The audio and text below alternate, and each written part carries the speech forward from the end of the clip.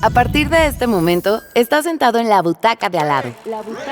Con Miguel Cane. Hola, ¿qué tal? Buenas tardes, buenas noches o buenos días, según sea el momento en el que ustedes están sintonizando este podcast, La Butaca de Al Lado. Yo soy su anfitrión, Miguel Cane, su monstruo estrella favorito. Y aquí en la butaca nos está acompañando una excepcional actriz. Quizás ustedes la recuerden por su participación en una bellísima película del director Raúl Fuentes, titulada Todo el mundo tiene algo, alguien menos yo. Todo el mundo tiene alguien menos yo. Que le dio la vuelta al circuito de festivales, fue sumamente aclamada. Y bueno, Andrea Portal nos acompaña, es una actriz a la que yo le tengo un particular afecto. Además, trabajamos juntos y es espléndida. Y cuando yo invité a Andrea a este podcast, antes de que yo terminara de explicarle de qué iba el concepto y de qué película podríamos hablar, antes de que yo le pudiera preguntar de qué película le gustaría hablar, me dijo, pero casi de inmediato, El esqueleto de la señora Morales, punto. Yo dije, perfecto. Así que esa respuesta tan entusiasta me hizo clic. Y bueno, pues para quienes no lo saben, El esqueleto de la señora Morales es una película de Rogelio A. González. Así es. Estrenada en el año 1960, filmada en el año 1959, con un guión de Luis Alcoriza, que también fue un gran director y que él empezó como guionista con Luis Buñuel. Con Luis Buñuel y posteriormente haría un extraordinario trabajo como director con películas como Tiburoneros o como Lo que importa es vivir. Una serie de películas realmente muy, muy impresionantes.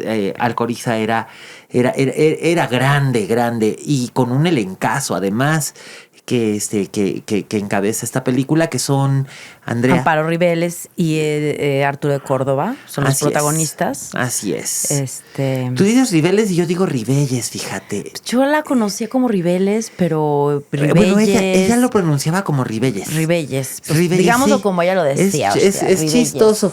Es bien chistoso, pero sí, el gran Arturo de Córdoba, sí, la formidable Amparo Ribelles, pero no solo ellos, un elencazo. Un elencazo. Sí, están por ahí algunos rostros que ustedes, si los ven, los van a identificar. Está por ahí, por ejemplo, Angelines Fernández, que no solamente era la parte de la compañía de Roberto Gómez Bolaños y famosa por su personaje de Doña Clotilde, la bruja del 71, sino que además también tiene toda una historia fascinante como de vida política y miliciana. Ella anduvo armada en la Guerra Civil Española y tuvo que emigrar porque si no la iban a matar. Sí. Gran personaje. El fabuloso Guillermo Orea, extraordinario actor, comediante, una figurota del teatro que lo mismo hacía teatro clásico, lo mismo él podía ser un gran Agamenón o un gran Priamo y también matarte de la risa, hacer carpa y por supuesto Doña Mercedes Pascual, que aquí sale jovencita. Ya Doña Mercedes ya no está con nosotros, de hecho ya nadie de este elenco. No sé, bueno, es que no sé, pues, fíjate que hace ya don Antonio tiempo, Bravo ya no está.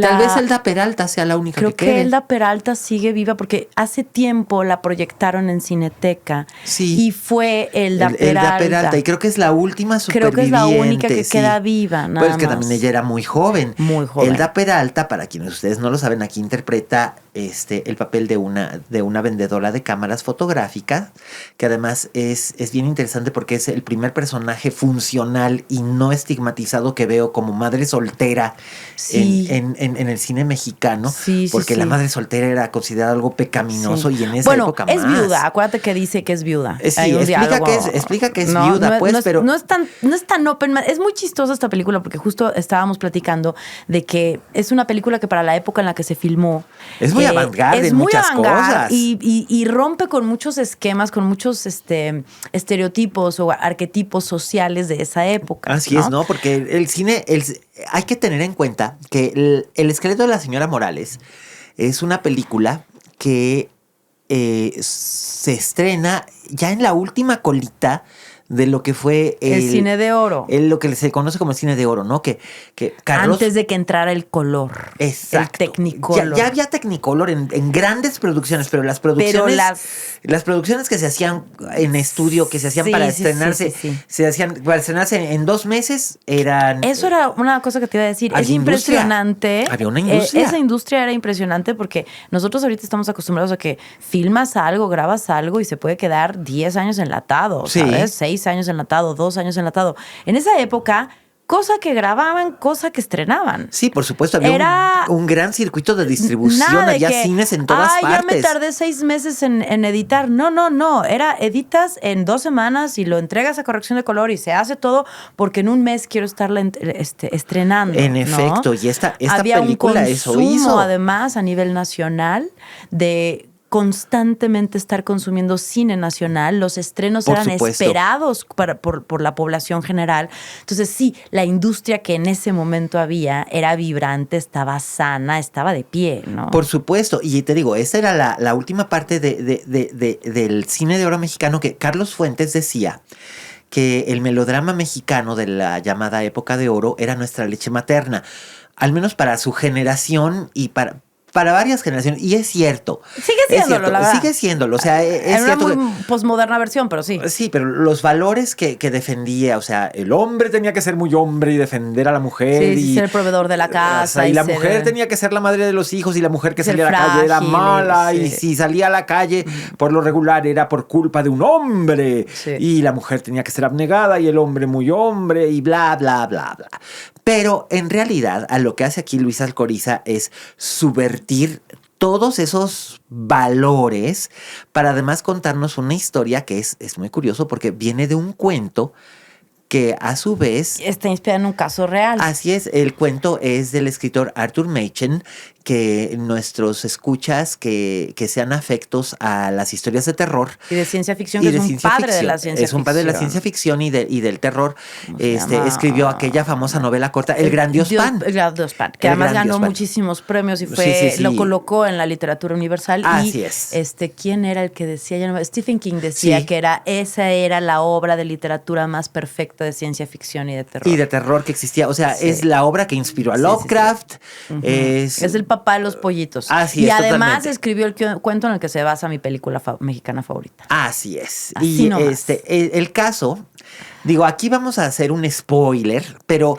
Lo lamentamos, pero tienen que verla aunque les spoileremos porque la foto, toda la cinematografía de esta película, ¡claro! toda la gramática cinematográfica que tiene, la forma en la que tanto dirección como los actores, como foto le hablan... El diseño de producción, todo. Al espectador. Es un diálogo, es un cotorreo maravilloso. O sea, es una película que además dialoga un montón y todo el tiempo te obliga como espectador a cuestionarte tus propios ejes morales, ¿no? Porque hay un momento en el que terminas alegre de que el señor Morales tome una decisión muy brutal. Sí, ¿no? Toma una decisión muy brutal que además a ver, poniendo en contexto todo. Un poco, la historia es el escritor de la señora Morales es la historia de un taxidermista, un médico taxidermista que tiene una esposa Gloria, la sublime Glorita. La sublime Gloria, que además es una guapura. Sí, bueno, es Amparo Ribelles, es esta cosa que wow.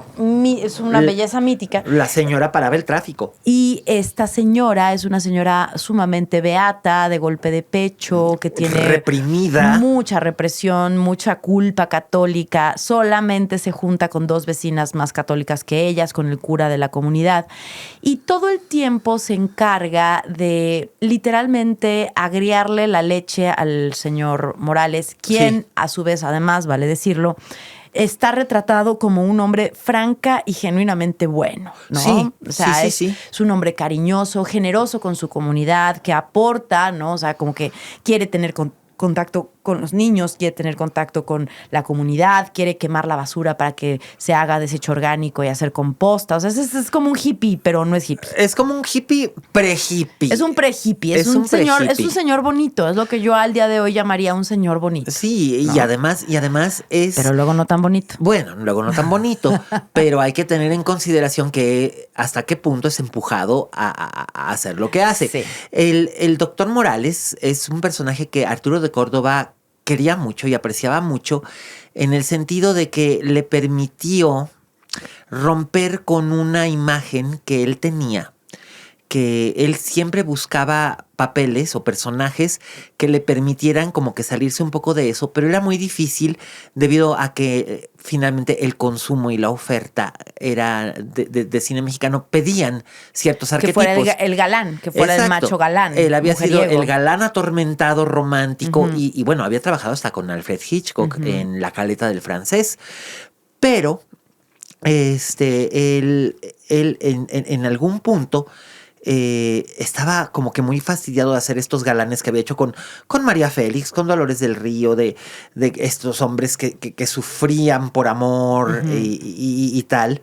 Y hacía personajes poco convencionales para directores poco convencionales, como en el caso de Rogelio González o Luis Buñuel.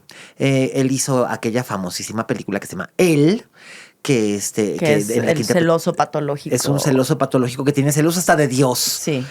O sea, hasta ese punto, ¿no? Sí. Y después, cuando él alcanzó la edad madura, le ofrecían papeles de padre o de maestro, de figura de autoridad. Y no le molestaba, finalmente tenía que vivir de algo, pero él esperaba que le ofrecieran personajes con algún complejos, matiz más, claro. ¿no? Y en este caso el personaje tiene muchas capas, porque Es genial el personaje. como mencionaba Andrea, es en realidad un hombre maravilloso que lo mismo se pone a jugar canicas con los niños en la calle, que tiene su círculo de amigos con los que comentan la nota roja y lee novelas policíacas por diversión y le gustan los perros y además le gustan es muy los bueno niños. Él quiere tener hijos con Él la quiere señora tener hijos Morales. con la señora Morales, Eso es uno de cierto. los primeros planteamientos que a él le duelen, que al personaje le duelen. Sí. Al doctor Morales le duele no tener descendencia con su esposa porque él considera que su esposa es el ser más hermoso y divino, ¿no? Aunque la alucina al mismo tiempo, ¿no? Entonces ahí hay un quiebre para el personaje, ¿no? Y después, esta señora todo el tiempo le dice que ya no quiere tener hijos. Gloria le dice que no quiere tener es hijos. más, yo sospecho igual que tú que ni siquiera habían consumado el matrimonio. Es que lo dice. Él en algún momento en uno de los diálogos le dice, no me puedes tener... Es inmoral tener un hombre como tú me has tenido durante 15 años. 15 años, ¿no? sí, Hay eso una sí. secuencia en donde él le reclama a ella su sequez, su parquedad, su falta de cariño.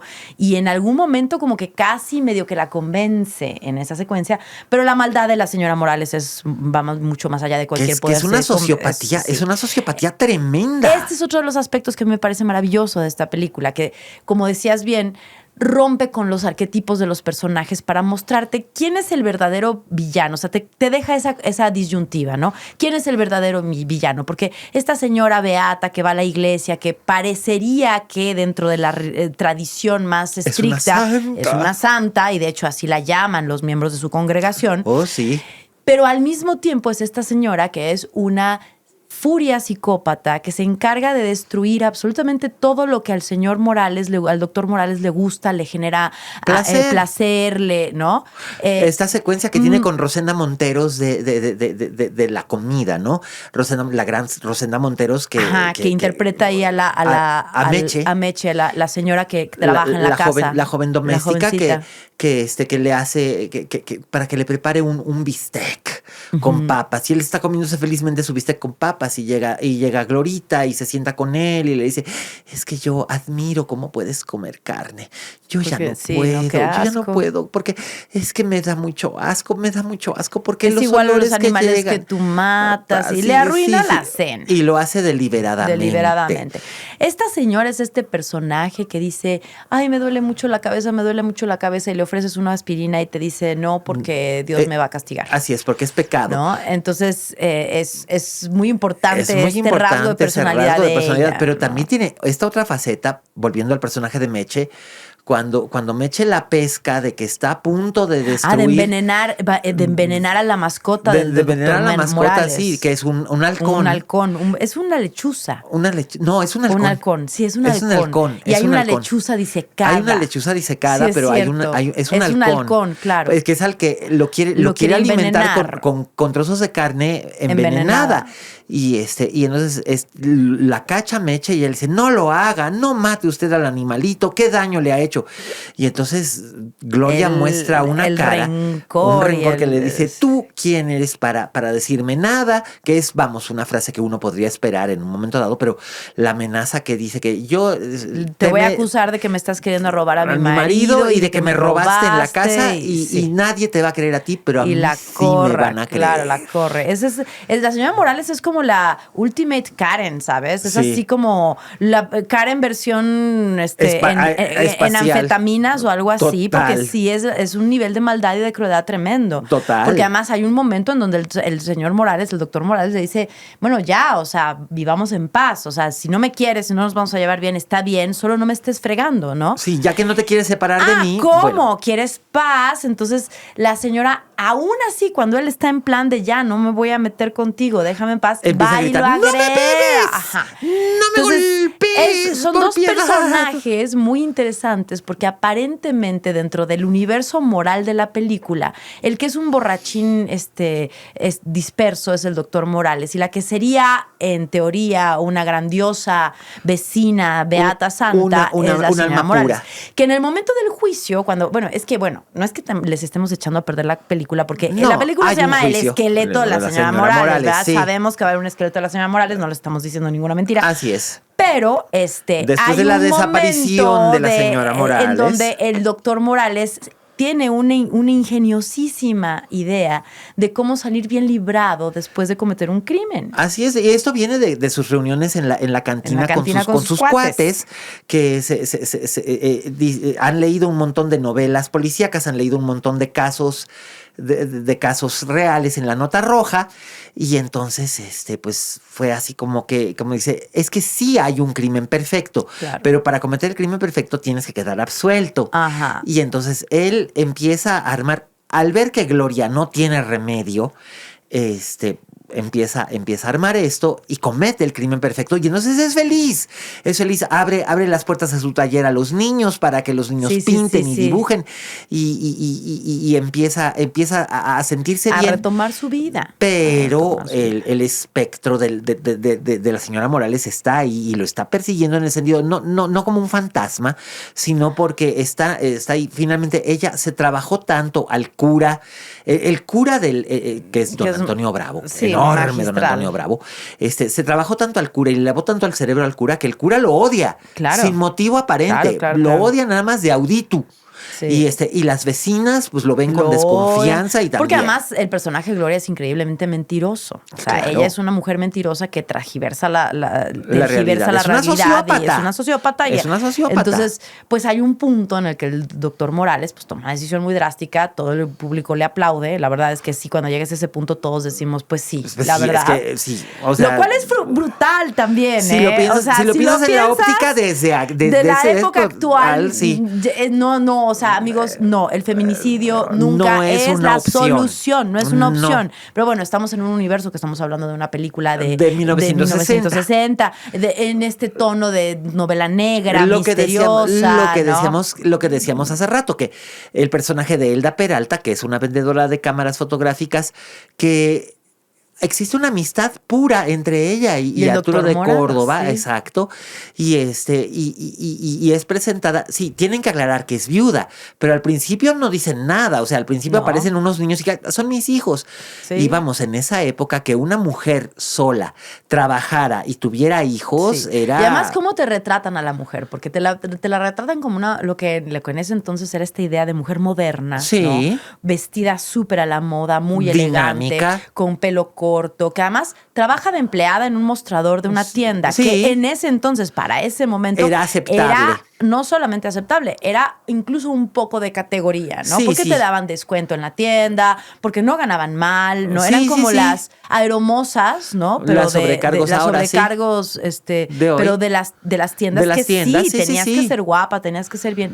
articulada. Bien que lo sé. ¿no? Gracias a eso se conocieron mis abuelos. Mi abuela trabajó, aunque mi abuela venía de una familia bien, como no la dejaron estudiar, entonces ella dijo, bueno, yo quiero trabajar, y entonces entró a trabajar al puerto de Liverpool, y así fue como conoció a mi abuelo, y así fue como vino a Pues existir mira, mi familia. Ahí está, bravo por las sí. dependientes de la tienda. Ay, pero por supuesto. Sí. Y en ese caso, digamos que es como que el contrapeso de la señora Morales, que la Sí, señora que Morales es- está prácticamente tendida en su casa todo el día ahí frente a su altar de Llorando, santas. vestida de negro, pues, ¿no? Y es una mujer todavía joven, y es una mujer todavía Guapa. muy guapa. Pero el doctor Morales está. Pues le da al pura fin- hiel, Pues le da pura sí, hiel. está al final de sus. O sea, Sí. está por perder. Y finalmente acaba perdiendo yo sí la quiero razón. hacer mención especial de Sí. cómo es manejado el tema de cuando él va a disecar a la señora Morales. Así porque es. esa secuencia es brutal. Sí, brutal, porque no sé si te acuerdas que hay una primera secuencia cuando es la discusión de la cámara, que él está quitándole el cuero a un becerro, Sí. está cortando la piel. Y en la discusión él la hace enojar y corta el cuero, ¿no? Y Ajá. entonces estás viendo cómo él empieza a desmembrar al animal, empiezas a ver cómo lo filetea, le va quitando las partes y realmente lo hace. Arturo de Córdoba está Sí, fileteando está ahí fileteando ahí un para- cabrito que le dieron en la producción para hacer la toma. Entonces ya la siguiente secuencia, cuando ya es lo que está en la mesa, y todos lo sabemos por cómo está planteada la toma, es el esqueleto de la señora Morales, como nos anticipó la primera secuencia de cómo está disecando al primer animal.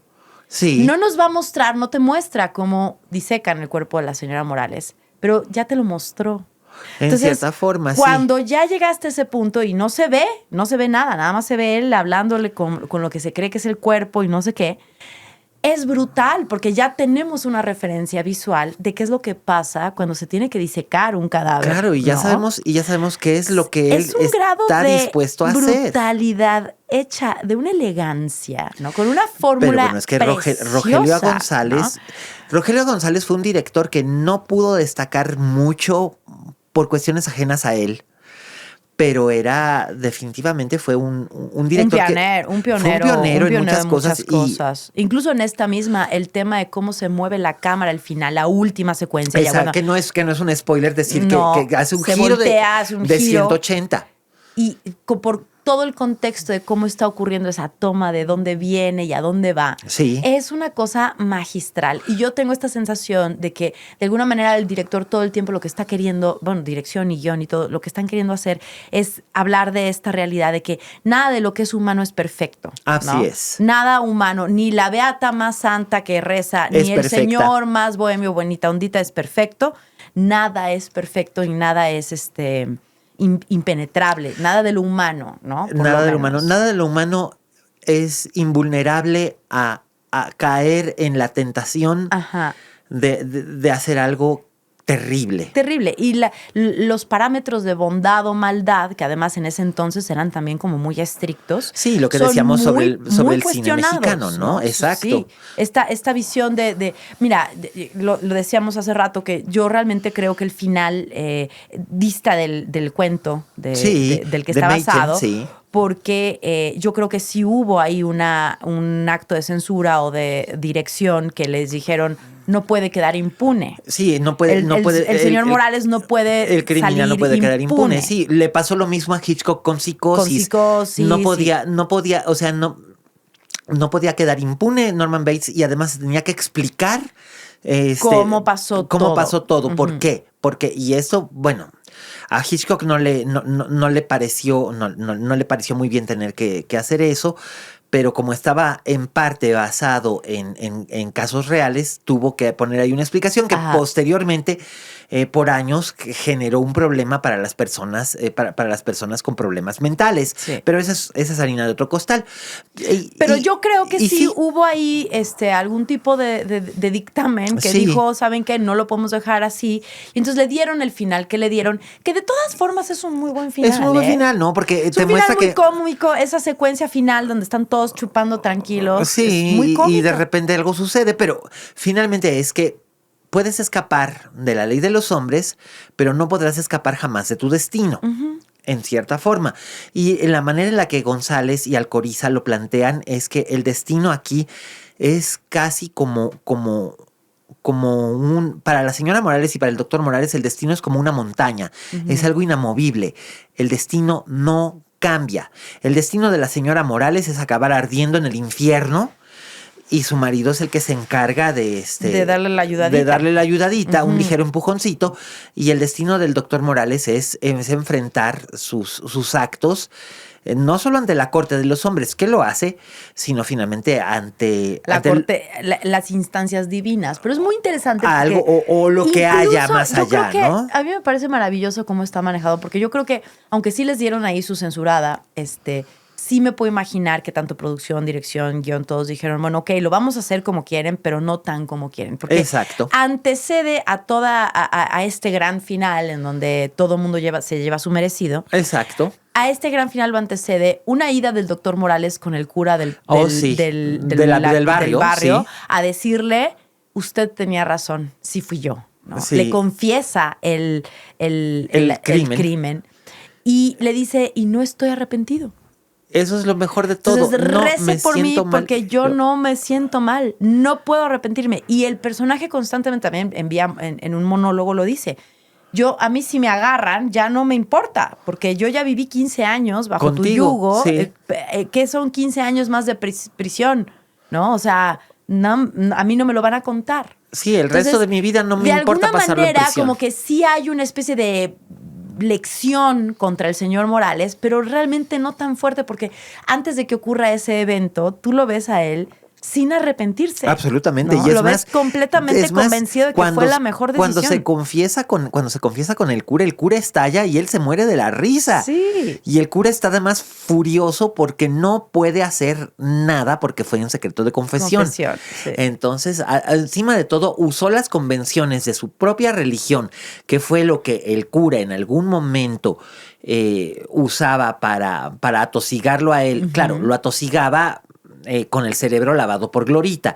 En realidad, eso lo vemos desde una de las primeras escenas, que el cura le dice, pues yo no creo que tu marido sea tan malo. Y Gloria vuelta y vuelta y vuelta. Sí, exacto. Sí. O sea, Gloria se encargó de encender tanto va esa el cántaro hoguera al agua hasta que se rompe.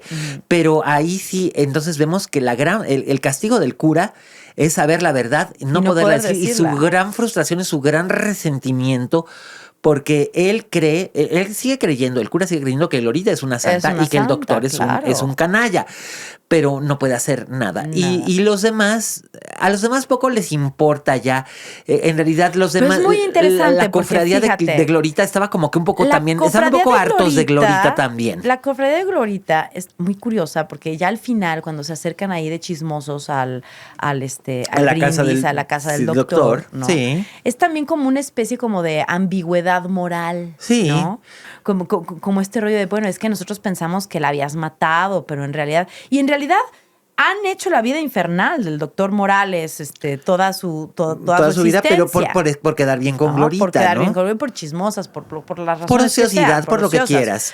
Pero es muy interesante que también a ese grupo de personas tan de doble moral y tan endebles éticamente también les dan su merecido. Ese es Luis Alcoriza, que era anticlerical a ultranza. Eso a mí me parece maravilloso. Yo recuerdo el gusto que me daba cuando al final él va y le confiesa al cura y el cura se queda reventando de coraje.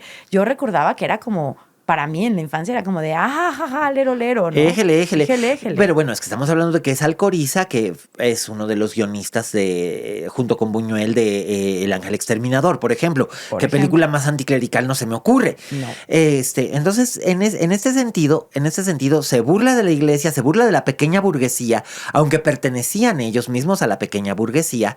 Entonces hacen estas cosas que es impresionante. Vamos, es muy impresionante la película si consideras que era una película de lo que se consideraba la serie B. Uh-huh. Era la serie B, las películas que se filmaban en marzo para estrenarse en octubre. Uh-huh. En los estudios Churubusco, y se hacían rapidísimo. Rápido, sí. y tal, y eran en blanco y negro, y ya después vino el color y tal. Y vamos, hacían porque había una industria, como mencionábamos hace rato, una industria bastante sana, que ahora es mucho más complicado financiar o levantar. Y aquí, y se nota, el diseño de producciones son 5 escenarios, todos son sets, la cantina, el juzgado, la casa, la parroquia, que es donde va el doctor Morales. Sí, la última, la casa parroquial. La capilla, pues, que donde además, va. si me apuras, yo creo que fue hasta el mismo set, nada más le movieron 3 sillas. Exacto, la casa de las vecinas, la casa del doctor Morales, que es arriba de su taller. Ajá. Y la calle. Y that's it. Sí. Y funciona muy bien, y funciona con una agilidad tremenda. Pero ahora bien, se nota que es tu película favorita de la vida. Sí. Pero ¿por qué es tu película favorita de la vida? Es mi película favorita de la vida porque fue la película que cuando yo la vi de niña, la debo haber visto, o sea, la semana pasada. No, cuando tenía como unos 8 o 9 años la vi. Uh-huh. Y dije, yo quiero hacer eso. Es que en esa época que tú mencionas, a mediados de finales de los años 80, principios de los años 90, fue cuando se hacían estos ciclos en el Canal 4 y en el Canal 9. En el Canal 9. De cine mexicano. De cine mexicano, que se proyectó todo lo que era la época de oro. Cine permanencia voluntaria, que era una programación cíclica de distintas películas de esa época. Lo que es ahora un poco el canal de película en las plataformas de cable. En el Canal 5 se hacía el permanencia voluntaria de las películas recientes. Ajá. Antes se había hecho de las películas en el Canal 4 originalmente. El primer permanencia voluntaria que hubo fue en el Canal 4 y eran películas de los años 50 y 60, grandes westerns, grandes películas de aventuras, tal. Después en el 5 se hacían películas más recientes de ciencia ficción, las taquilleras. Sí. Y en el 9 empezaban a hacer, o sea, te podían proyectar desde Lola la trailera hasta Nosotros los pobres, o pasando por, incluso te llegaban a proyectar Viridiana, o te llegaban a proyectar Macario, ¿qué Macario, quieres? Los hermanos del hierro. Hasta el libro de piedra. Ajá. Yo recuerdo haber visto el libro de piedra por primera vez como a los 14 años y no podía dormir. Con la suegra de mi papá, la mamá de la segunda esposa de mi papá, que era una señora maravillosa que se llamaba Doña Lola. Ajá. Y Doña Lola fue esposa de un productor mexicano muy importante que se llamaba Alfonso Patiño, que fue productor de las películas de Buñuel, de muchas películas de Buñuel aquí en México y de muchas otras películas, ¿no? También fue guionista, filmó un documental él hizo el guión y Julio Bracho hizo la dirección de un documental que se llama México Lindo y Querido. Sí, señor. Que ese documental está por volver a ver la luz porque tenemos los negativos. Nosotros, la familia de Lola se quedó con la copia de los negativos de ese material, de esa película, tanto en inglés como en español. Y pues estamos contactando ya como con espacios de preservación y de conservación, porque parece ser, yo no lo he visto, pero parece ser que es una revista musical sobre los grandes luminarias de esa época, de los años 60, del cine y de la música nacional. Entonces, parece ser que tiene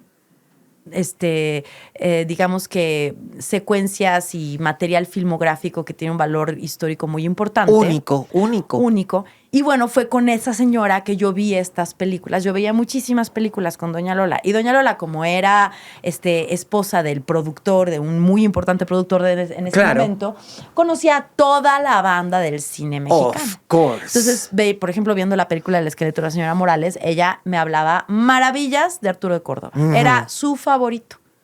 Era de quien siempre habló bien, decía que era un caballero, que no hablaba muy bien de María Félix. Bueno, pero nadie de los colegas de María Félix solía hablar bien de María Félix. Con todo respeto a la doña, pero sí. Y pues bueno, ella fue quien, gracias a quien pues me entró un amor profundo por el cine mexicano. O sea, por ejemplo, cosas como que en casa de mi papá, no sé si te acuerdas de la película de Ensayo de un crimen. Por supuesto. La escena que abre, que es un reloj, es en blanco y negro, la Sí, toma sí, es sí, fija, sí, sí, sí, un claro. reloj que está marcando la hora. Bueno, Sí. ese reloj era de Doña Lola, ese reloj estaba en la sala de la casa de mi papá. Órale, el reloj que estaba en la casa de los padres de Archibaldo de la Cruz. Ajá, había un montón de objetos que eran de sets de filmación de películas así como o como del Ángel Exterminador, así que terminaron en casa de Doña Lola porque Wow. pues al final vendían los muebles de las producciones, a veces se las llevaban a otras, a veces el productor decía, pues me gusta, me lo llevo, no sé qué. Y entonces terminamos teniendo como una serie de objetos que Doña Lola le encantaba decirme, mira, por ejemplo, con el reloj fíjate que hay allá abajo en la sala, ¿no? Y entonces me bajaba y era el mismo reloj. Ah, y a ver, y esa silla que se veía al fondo, ¿dónde está? No, pues está aquí en la sala. Y así se la traía Doña Lola conmigo de, Wow. checa esto y esto. Era un goce absoluto, porque además ella era una mujer que se dedicó toda su vida a cocinar. O sea, Ajá. su pasión era la cocina. Y don Alfonso era de muy buen diente. Entonces hacían, por ejemplo, comidas enormes donde invitaban a toda la gente de la industria y ella hacía chiles en nogada. Y los chiles en nogada de Doña Lola eran famosos en todo el medio, ¿no? Entonces conoció de forma personal y social a toda la gente que trabajó en ese momento con su marido, ¿no? Don Alfonso murió, ya tiene hace bastantes años. Yo no lo conocía a don Alfonso. Cuando mi papá se casó con Lola, don Alfonso ya había fallecido. Pero a doña Lola sí la conocí muy bien y fungió como una abuelastra. Ella me enseñó, ella decía que nos decía mi hermana y a mí, a ver, mamacita, ¿tú por qué crees que María Félix y Dolores del Río no me quitaron a mi marido? Pues porque yo sé guisar arroz. Y entonces nos enseñó a guisar arroz a mi hermana y a mí. Entonces, oye, a ti te sale re bueno, a mí me consta. El arroz no nos queda mal, entonces digo, lástima que no esté casada y que no tengo que defender ningún marido, pero el arroz me queda eso sí es cierto, eso es verdad. Eso es verdad. Cuando estuvimos preparando una obra de teatro, una vez comimos en tu casa y hiciste arroz, es verdad. Arroz. Y me consta. Y no, bueno, la verdad es que el escrito de la señora Morales aporta un montón. Y además tú me decías antes que ver a Amparo Rivelles haciendo de Lola fue como una revelación para ti, de Lola, de Gloria. Gloria, sí. De Gloria fue como una revelación para ti, como un... Sí. Y es que como no, es que era una cosa impresionante. Porque históricamente se había visto a ella en personajes como muy... ¿cómo decirlo? Que no contienen el nivel de siniestro que Gloria contiene. No, y el nivel de la autonomía. Nivel de maldad. Y de autonomía, de agencia. Y como dice el buen Arturo de Córdoba en la película, esa increíble fuerza del débil, ¿no? Sí. Logra ella encarnar muy bien esa enorme fuerza que tienen las personas, entre comillas, débiles, que pueden manipular y que pueden doblar la realidad para que se acomode a sus pies y entonces ellos salgan completamente impunes y bien librados de todas las Así es, y ese es el personaje de Gloria, pero la Rivelles lo que tenía es que ella llegó a México a finales de los años 50 para hacer durante una temporada teatral. Uh-huh. Nada más. Iba a ser una temporada y una gira. O sea que iba a estar 6 meses. Un ratito. Y se acabó quedando 25 años, casi 30. Y se convirtió en reina de la telenovela y en parte en reina del cine, porque además ella hacía personajes que eran muy sui generis. Digamos que los personajes que no entraban dentro del esquema de la mujer abnegada. Sí. O de la diosa empoderada María intocable, Félix. tipo Ajá. María Félix, o de la señora impoluta como Dolores del Río. Solían recaer o de la mujer que lloraba por todo, como Libertad Lamarque. Los personajes raros solían caer en Amparo Rivelles. Nos la vimos hacer de asesina, Sí. de sociópata. De sociópata. De todo. De madre inteligente con 4 hijas casaderas que todas le daban dolores de cabeza, pero ella era inteligente y astuta. Y les dio autonomía a todas. Y yo la recuerdo, por ejemplo, con Enrique Rambal hacía una mancuerna maravillosa. Un rango enorme, porque además hacía desde dramas profundos hasta comedia absoluta. Bueno, ¿no? has de saber que Buñuel y ella querían colaborar en El Ángel Exterminador y finalmente por una cuestión de que ella tenía un compromiso ya adquirido para hacer televisión, no pudo, tenía televisión y teatro, entonces no podía, no tenía tiempo, porque era la época en la que el teatro se hacía de lunes a lunes, y la televisión no era en vivo, pero eran grabaciones muy arduas. Muy largas, sí. Entonces, le dijo ella a Luis Buñuel que lo sentía en el alma y que no iba a poder, no iba a poder hacer, y ya era, originalmente ella iba a hacer el papel que en El Ángel Exterminador hace Ofelia Guilmán. Y posteriormente Rita Macedo iba a hacer el papel que hace Lucy Gallardo. Pero Rita Macedo estaba embarazada y era de alto riesgo, entonces la mandaron guardar reposo. Por eso nada más aparece en las tomas de la escena final, que fue lo primero que se filmó. Entonces le ofrece Buñuel hacer el papel de Lucía de Nobile, el papel que hace Lucy Gallardo, y la Ribelles le dice, sí quiero, pero ya no puedo por estas razones. Entonces el personaje de que iba a ser la Ribelles lo toma Ofelia Guilmán, y el personaje que hace Rita Macedo lo toma Lucy Gallardo, que era la esposa de su compadre Enrique Rambal. Y ellos hicieron juntos cantidad de cosas. Me acuerdo mucho de ¿Quién mató al abuelo?, por ejemplo, es esta comedia negra, al estilo del esqueleto de la señora Morales. Hemos tenido una historia de comedia negra muy de altura en México. El humor negro es algo muy intrínseco de los mexicanos, y yo no sé por qué siempre nos acabamos yendo por el pastelazo o por el alburazo, cuando en realidad también la comedia negra merece tiene su apartado, su lugarcito, ¿no? Y hay que reconocérselo. Sí. Y bueno, pues seguiremos hablando en futuras ocasiones con Andrea Portal de otras películas mexicanas, sin lugar a dudas. Y es un placer tenerte. Un placer absoluto, gozoso y divino. Y bueno, ¿en qué redes sociales te pueden encontrar, mi querida Andrea? Me pueden encontrar, espérenme, porque soy súper mala con mis redes sociales. Está bien. En Instagram, déjame, reviso, porque luego doy mal mi red social y pues qué oso, ¿verdad? Pero en Instagram me pueden encontrar como Andrea-Portal22. Así es, que además Andrea no solamente actúa, sino que además también es ilustradora. Y pueden ver mis dibujos en A veces yo-dibujo en Instagram también. Sí. Ahí pueden encontrar proyecto gráfico. Tu proyecto gráfico, que es buenísimo. Así es que bueno, pues ahí lo tienen. El esqueleto de la señora Morales está disponible. Está disponible actualmente y además restauradita. Súper restaurada. Hubo una época haz de cuenta que yo la vi cuando tenía 8 años y después pasaron como 15 años en donde no hubo manera de encontrarla porque según yo tenían problemas de derechos de autor, y después se lograron liberar los derechos de autor y ahorita ya está disponible y además le dieron un shine. Sí, una muy buena arreglada. Hay algunas escenas en donde no se aprecia muy bien la alta definición, que es normal para una película de su edad, y porque ya no había los materiales suficientes para hacerlo. Pero la restauración que se hizo está bastante bien. Es una restauración que hizo la Cineteca Nacional hace unos 10 años, me parece, y entonces se puede ver actualmente en la plataforma ViX y gratuitamente, así que échenle un ojo para que vean, para que se rían. Cuando es Día de Muertos, yo sé que nos encanta ver Macario y obviamente entiendo por qué. Claro. Pero yo digo que hay que normalizar ver el esqueleto de la señora Morales. Totalmente, también. Estoy de acuerdo contigo. Día de Muertos y Halloween, porque sí es así de terrorífica y maravillosa. Y en cualquier día de cualquier mes de cualquier año vale la pena, aunque sea nada más para ver a la Ribelles poniéndose gotitas y por ver a Arturo de Córdoba perdiendo el control. Sí. Y comiéndose un bistec. Un bistec delicioso. Así es que nosotros vamos por un bistec. Nosotros vamos por un bistec delicioso con papitas. Muchísimas gracias por haber estado con nosotros aquí en La Butaca de Al Lado. Ya saben, aquí tienen ya nuestras redes sociales. Escríbanos, háganos comentarios y nos esperamos la próxima semana.